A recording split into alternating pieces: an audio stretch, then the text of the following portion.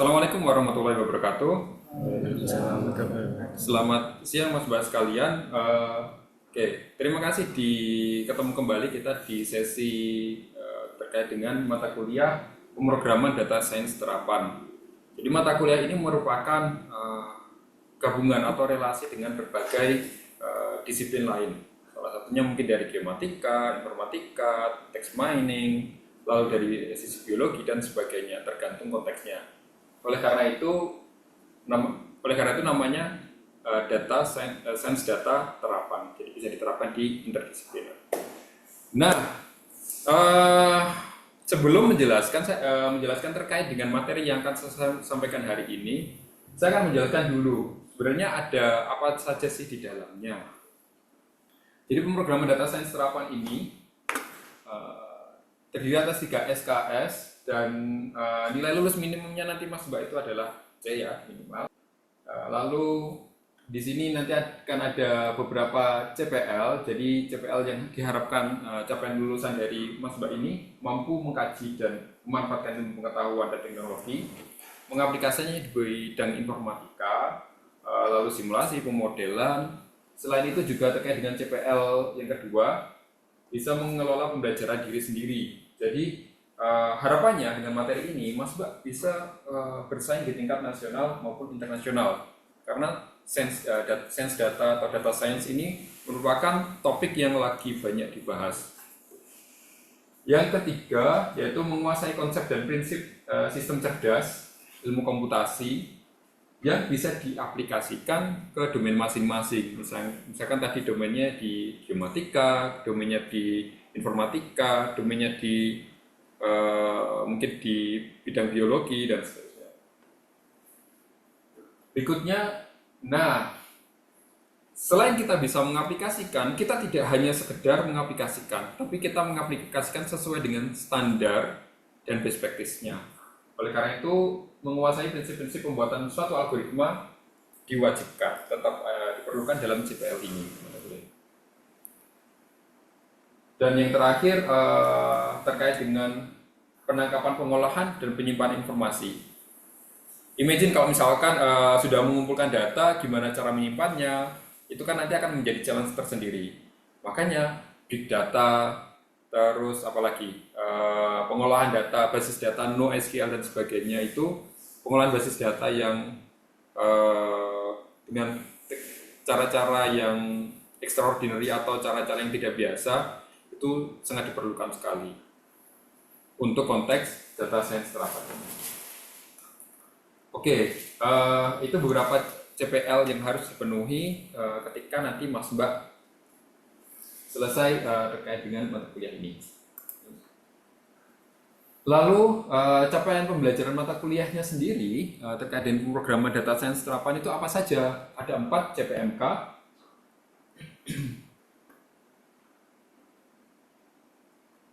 Ya, yang pertama adalah mampu menjelaskan konsep dari data science.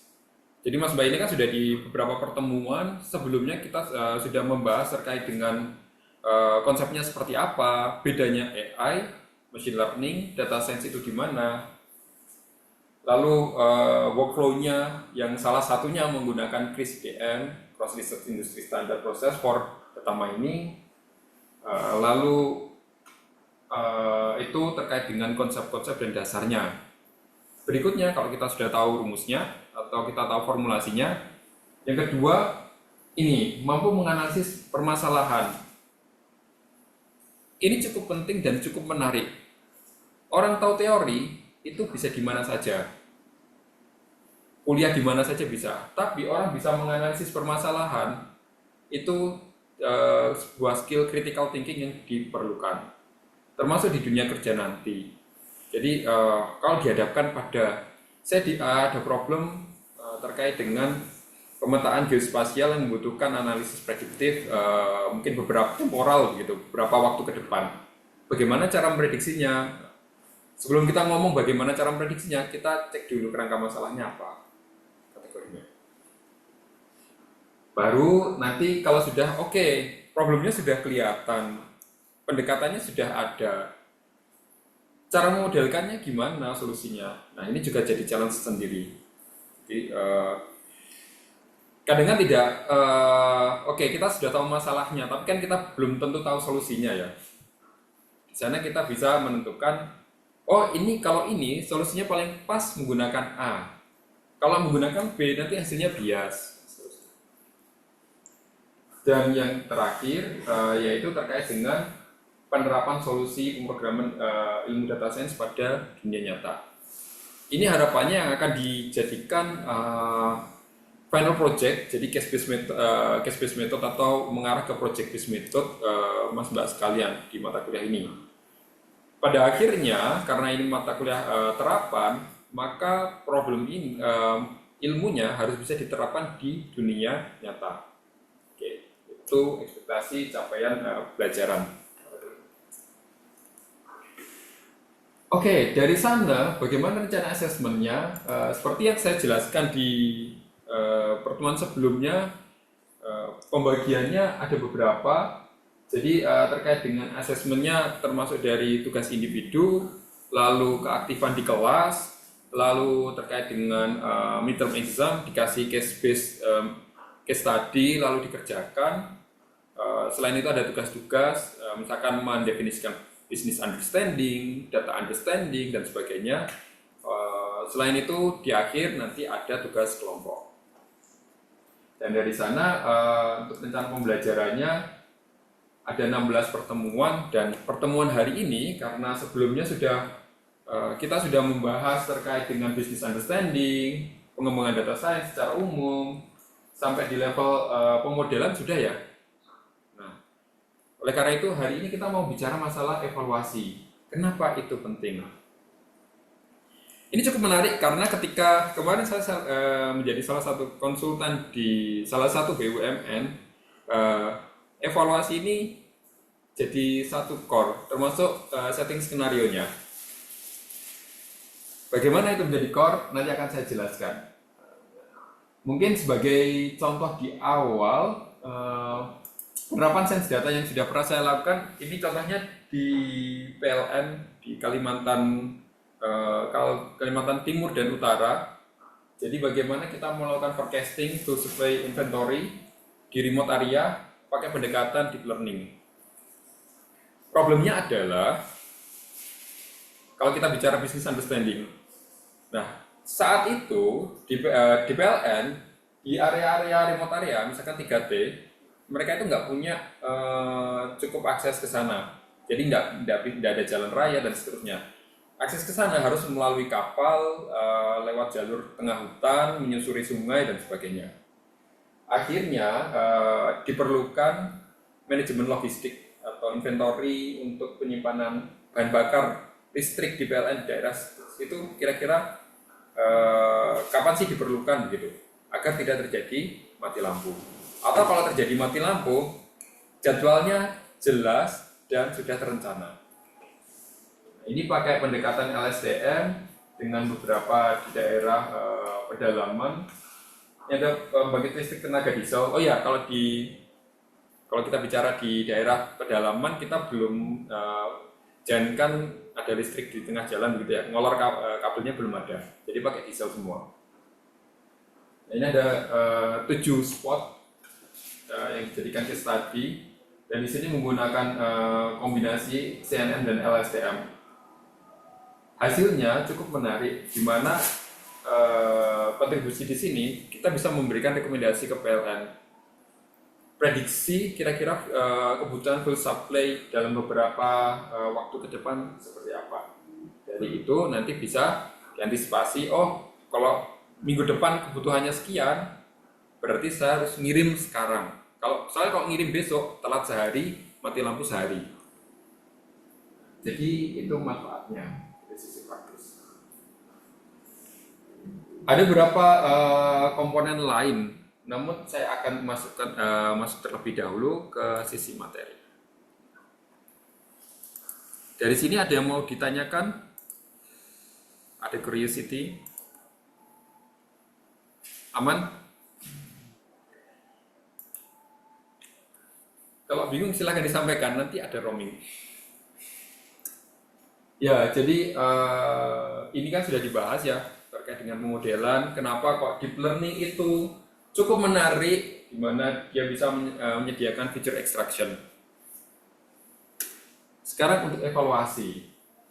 Nah, di evaluasi ini ada yang menarik. Jadi, sudah pernah mainan regresi belum? Regresi? Sudah pernah diajarkan? Kan kalau kita bicara regresi, ini ada titik gini, lalu kita mengambil ininya, trennya ya. Nah, terus kalau memprediksi, kita diminta untuk memprediksi area di sini sampai di sini, kira-kira gimana? Kita tarik garis lurus. Ya, biasanya kita tarik garis lurus ke sini, karena kan kita nggak tahu data aslinya di sini kan. Problemnya adalah jika garisnya itu kayak gini. Ini regresi linear. Kalau pakai rumus ya simpelnya Y sama dengan AX plus B. Nah, kalau ini cukup menarik karena kemarin saya menemukan problem ini di salah satu BUMN ketika saya jadi konsultan. Yaitu jika datanya seperti ini. Nah, misalkan mungkin ini ke sini. Nah, dalam mengevaluasi atau dalam melakukan pemodelan, kita harus tahu kadang nggak semua data itu dijadikan data training. Kita harus bisa menentukan kapan. Apalagi kalau konteksnya adalah forecasting. Bisa jadi kalau misalkan datanya tren gitu ya, 5 tahun yang lalu itu nggak valid. Tapi kalau itu ditarik jadi regresi, dia bakalan ngasih tren kayak gini. Jadi padahal aslinya ketika misalkan di sini datanya mulai melandai kayak gini, jauh kan nanti. Terus gimana caranya? Ada beberapa pendekatan biasanya. Yang pertama adalah yang pasti pendekatan observasi itu lebih diperlukan daripada, karena ini sifatnya aproksimasi ya, heuristik. Jadi nggak ada semacam ya pasti ada kebenaran optimal, tapi akan sangat sulit sekali dan sangat lama kalau kita nyari. Yang bisa dilakukan adalah kita menentukan window sizing, istilahnya data trainingnya kita pakai data training full atau kita pakai setengahnya saja atau periodik tertentu. Nah, menariknya di sini, ketika saya meminta kembali ke konteks di kasus tadi ya, saya meminta ke ini salah satu karyawan di BUMN tersebut untuk memetakan hasilnya itu dia seperti ini karena memetakan secara langsung. Terus saya minta coba disesuaikan. Jika disesuaikan maka coba disesuaikan window sizingnya. Nah setelah disesuaikan ternyata bisa custom. Karena misalkan periode pandemi, ketika sebelum pandemi COVID, setelah COVID, ketika COVID dan pasca COVID, itu kan ini ya pasti beda sekali trennya. Akhirnya ketika misalkan ambil data post COVID saja, garisnya lebih seperti ini.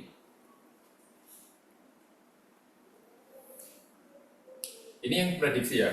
Kira-kira lebih dekat yang mana? Yang pertama atau yang kedua?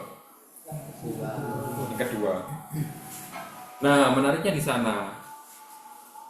Akhirnya performanya jadi bagus jika consider itu. Tapi harus hati-hati lagi. Jadi memang kayak gini tuh dibangun ketika kita mau mengevaluasi skenario, banyak pengalaman atau banyak observasi yang harus kita lakukan. Nanti untuk ke depan sini kita nggak bisa rely data di sini juga, bisa jadi mungkin berbeda. Karena itu kita harus custom lagi. Nah, terkaitan dengan ini, evaluasi juga harus tepat.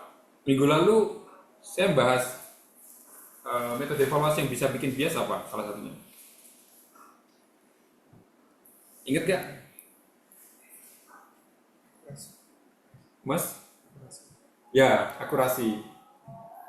Jadi hati-hati ya kalau datanya istilahnya datanya imbalance.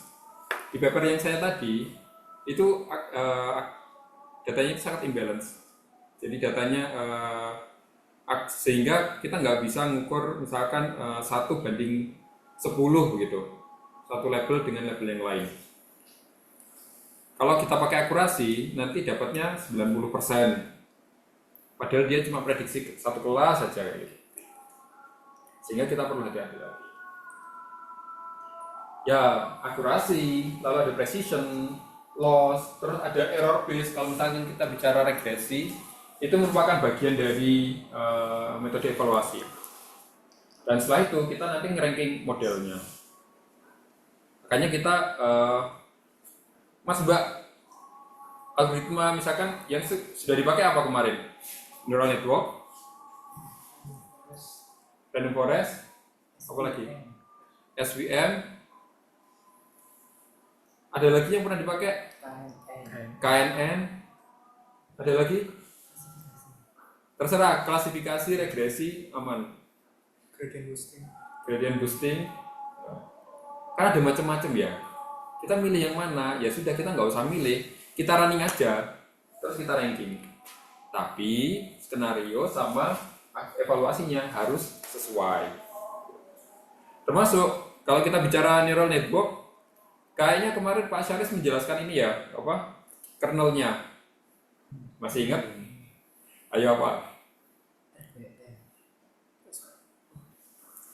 Apa ayo?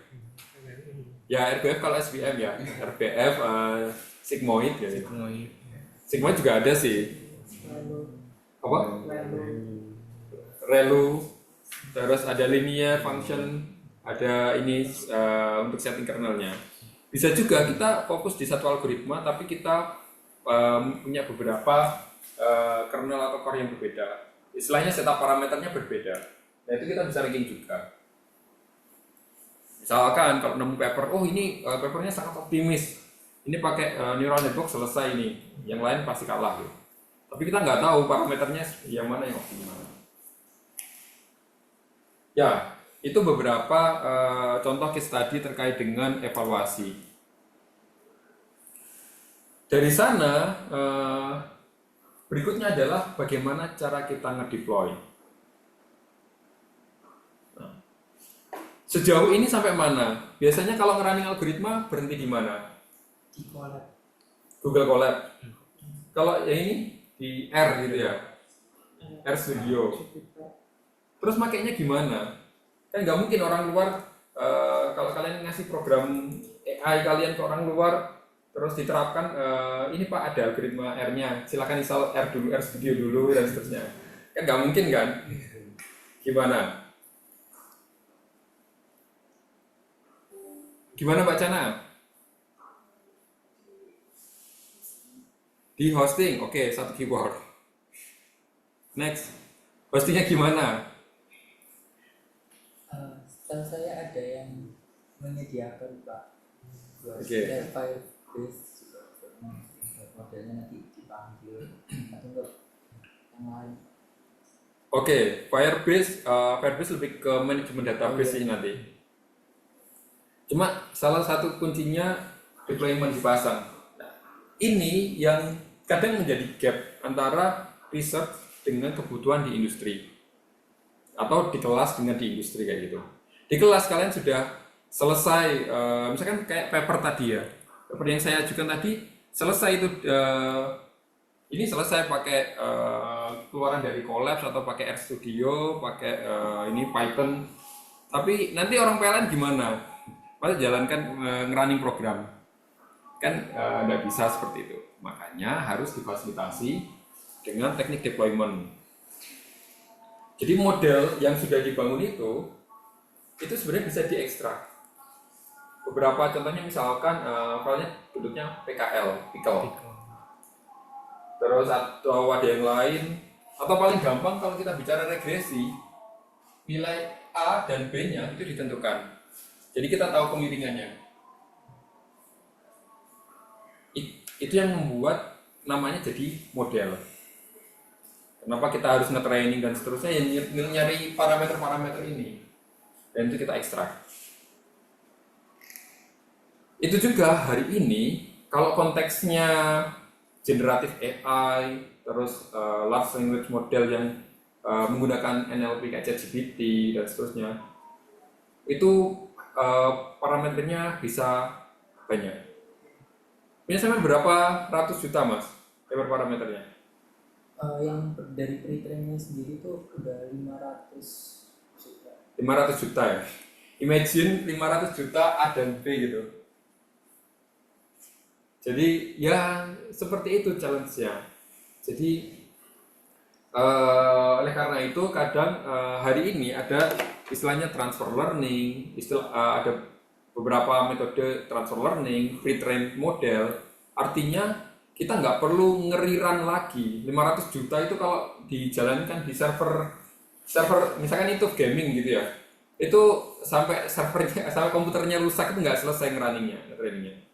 Jadi apalagi kalau misalnya kita bicara servernya GPT dan seterusnya, ya itu tadi akhirnya biar nggak usah terlalu lama dikasih yang sudah jadi, tinggal nanti kita custom lagi untuk kebutuhan kita, misalkan pakai bahasa Indonesia atau kebutuhan untuk pemetaan geospasial kayak gitu. Jadi ada konteks yang bisa digunakan. Nah, tekniknya kembali ke sini, model yang sudah didapatkan itu ditaruh di server, tadi hosting ya, modelnya ditaruh server, terus nanti dipanggil. Manggilnya ini bisa macam-macam. Ini contohnya pakai HTML gitu ya, manggil nge-call, istilahnya nge-call endpoint begitu. Nanti memberikan, misalkan saya ngunggah gambar, ini gambar kucing atau gambar anjing gitu. Nah, nanti lempar sini, oh ini gambar kuda gitu. Nah, kayak gitu nanti akan dikembalikan dan seterusnya. Atau yang kedua, biasanya kayak gini tuh berat di sini.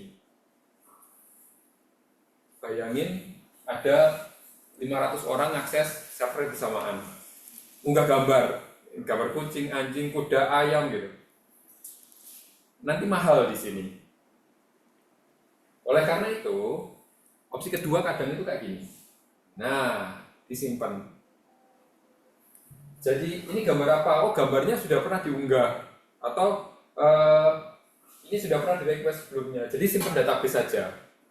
Jadi modelnya ini nge-training gambar-gambar yang ada yang sering muncul begitu, sering ditanyakan user, simpan di database. Terus kalau ditanyakan, jadi langsung akses lewat database-nya. Ya, ini banyak kebetulan ada alumni yang bekerja di Tokopedia bagian ini ya. Oh saya sebut merek. Ya sebagai contoh ya itu salah satu Titan company ya, bagian terkait dengan data prediktif seperti ini. Nah ini adalah salah satu strategi yang digunakan. Tidak hanya di Tokopedia saja tapi di banyak. Karena memang ini cukup meringankan. Bisa jadi kan model dijalankan pada malam hari untuk uji beberapa data umum yang digunakan atau refining. Nah, ketika siang hari, peak seasonnya, ketika banyak orang jual beli, produk yang direkomendasikan tinggal ngambil dari database. Paham konteksnya? Bisa nyobanya? Nah, senyumannya mengandung makna ini. Oke, di sini nanti akan saya tunjukkan link its.id AI Cloud 2023 itu sandbox atau media latih yang bisa digunakan oleh mas mbak sekalian. Oke, terkait dengan toolsnya bisa macam-macam. Coba kita pindah ke coding secara langsung. Silakan dibuka laptopnya. Oke, silahkan diketik its.id garing AI Cloud 2023.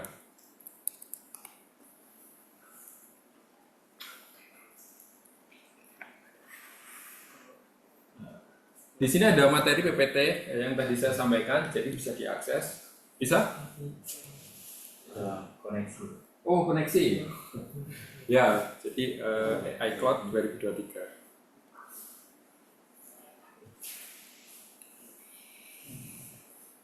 ada studi kasus terkait dengan memprediksi biaya asuransi per orang. Silahkan dalam waktu yang tersisa ini, Mas Mbak, ini beneran ini, Mas Mbak coba ngerunning. Jadi filenya itu bisa di file, save a copy in drive, lalu silahkan Mas Mbak ngerunning. Ini datanya sudah ada.